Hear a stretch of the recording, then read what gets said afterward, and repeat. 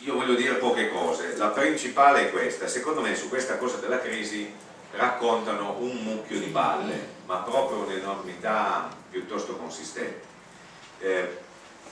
E quindi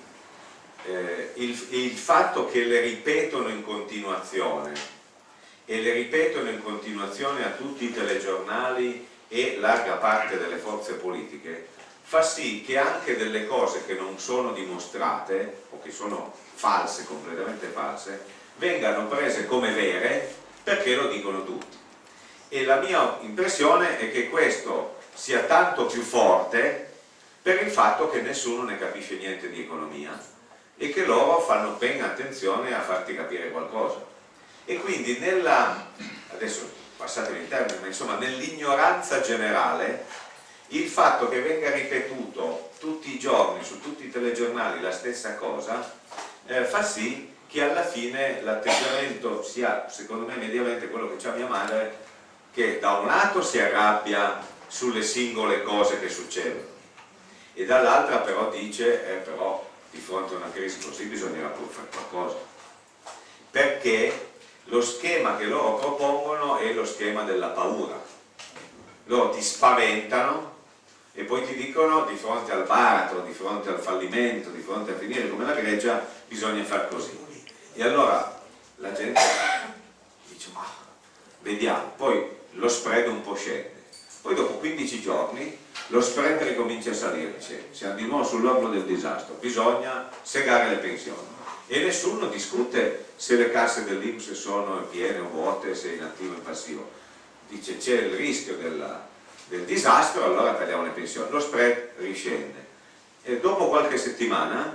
lo spread ricomincia a salire e allora bisogna mettere l'IMU, aumentare le tasse sulla benzina e avanti così, stanno andando avanti in questo modo, in modo molto molto lento. La mia opinione, diciamo, la cosa che provo a spiegare dentro il libro, ce ne sono varie, ma diciamo la principale è che questa storia della speculazione finanziaria sui titoli di Stato è completamente voluta, non c'è nulla di incidentale o di naturale, perché il fatto che ci sia la speculazione sui titoli di Stato italiani o portoghesi o greci o spagnoli è dovuto a una cosa molto semplice, che l'Europa è l'unico posto nel mondo in cui la banca centrale può comprare, può, diciamo così, fare prestiti alle banche private ma non agli stati, e questo produce una cosa molto semplice, che negli altri posti, il Giappone, gli Stati Uniti, l'Inghilterra, la Cina, l'India, insomma nel resto del mondo, quando lo Stato ha bisogno di soldi vende dei titoli alla banca centrale che glieli compra mettendo moneta e poi la banca centrale li può mettere sul mercato, ma si decide, lo fa a un tasso di interesse basso. Ad esempio il Giappone, che ha un debito pubblico enorme, al 240% di debito pubblico il Giappone, 9.000 miliardi di euro, cioè 4 volte e mezzo il debito italiano, il Giappone mette i suoi titoli di Stato allo 0,1% di interesse, non c'è nessuna speculazione, perché i titoli li compra direttamente la banca centrale, come succedeva in Italia prima del 92, in cui la banca centrale sostanzialmente venne privatizzata dal governo Macri, la banca centrale italiana. Quindi in tutti gli altri paesi, Stati Uniti, tutti, la speculazione non c'è, perché c'è quello che si chiama il prestatore di ultima istanza, insomma c'è la banca centrale che può stampare moneta, che compra lei. Invece in Europa che cosa succede? Che la banca centrale europea presta i soldi alle banche, ad esempio negli ultimi 6 mesi ha prestato 1.000 miliardi di euro all'1% di interesse. Poi quando uno Stato ha bisogno di soldi deve andare sul mercato, e il mercato, che sono poi speculatori, banche, cosa fanno? Si comportano come uno struzzino quando un negoziante ha bisogno di soldi e le banche non glieli prestano più, tirano sugli interessi, per cui le banche, San Paolo, il Monte dei Paschi di Siena e avanti, prendono i soldi all'1% dalla Banca Centrale Europea e li prestano allo Stato al 4, al 5, al 6, 7%. Voi capite che questo è un meccanismo assurdo, perché mette sempre gli Stati nella condizione di essere dipendenti dalle banche private e mette le banche private nella condizione di ricattare gli stati. È una follia, è la prima volta nella storia dell'umanità in cui gli stati concretamente non sono sovrani sulla propria moneta, perché per tutti gli stati europei è come se l'euro fosse una moneta estera.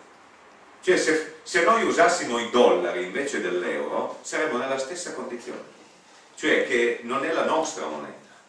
E allora questo qui è il problema della speculazione, che gli speculatori possono speculare sull'euro in quanto la banca centrale sino ad oggi non è intervenuta per fermare la speculazione. Se voi avete seguito i telegiornali, in questi giorni c'è una discussione se deve intervenire o no. Perché? Perché questi signori hanno lasciato andare avanti la speculazione per un motivo molto semplice,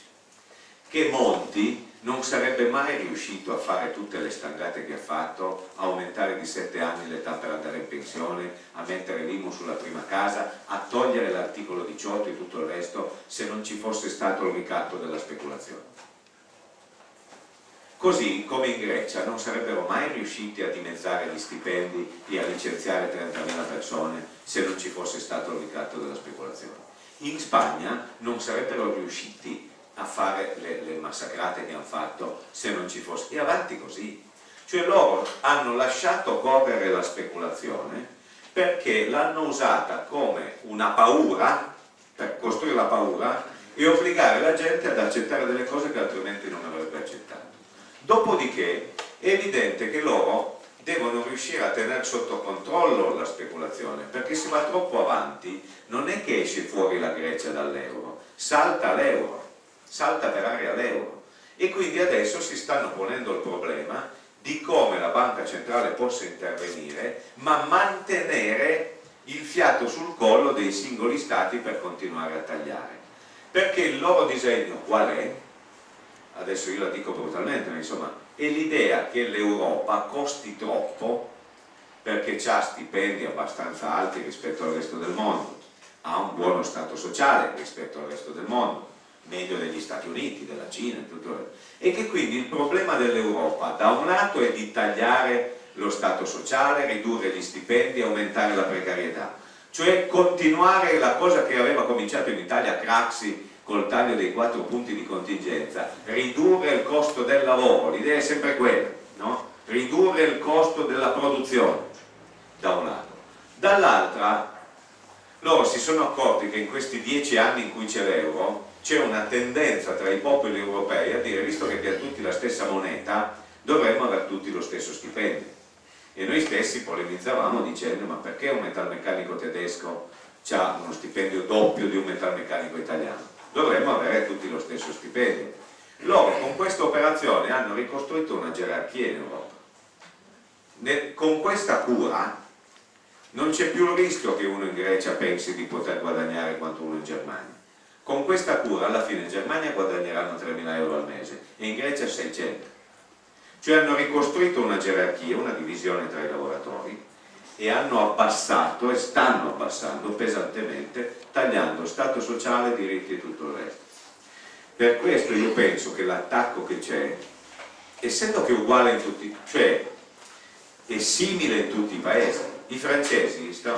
gli spagnoli, i portoghesi, i greci, fanno le lotte per le stesse cose che abbiamo noi. In tutti i paesi stanno mettendo libertà di licenziamento, tagliare il pubblico impiego, ridurre lo stato sociale, abbattere i contratti nazionali, cioè è uguale dappertutto. Allora, io penso che, e ho fatto un esempio solo, il riuscire a capire qualcosa di economia serva per evitare di farsi prendere in giro da questi signori che ti parlano di spread, di speculazione, dei mercati e tutto il resto, tu non capisci nulla e alla fine pensi che qualcosa bisognerà pur fare e quindi pazienza. E invece, allora il libro cerca sostanzialmente di far vedere che cosa c'è dietro, non solo le parole, ma qual è la realtà, cioè che in realtà noi siamo davanti al fatto che c'è 10 banche che possiedono metà di tutti i titoli finanziari, che questi 10 sono in grado di fare il bello e il cattivo tempo sulla speculazione, che questa speculazione, se si vuole, la si ferma domani mattina, perché basta decidere che la banca centrale intervenga e non c'è più nessuna speculazione sui titoli di Stato, e che quindi sta roba qua va spiegata alla gente, che li stanno prendendo in giro e gli stanno dicendo che c'è un rischio che invece è creato artificialmente sul piano politico. Ne ho detta una, ce ne sono varie altre, ma insomma, al fondo il senso del libro per me serviva a questo.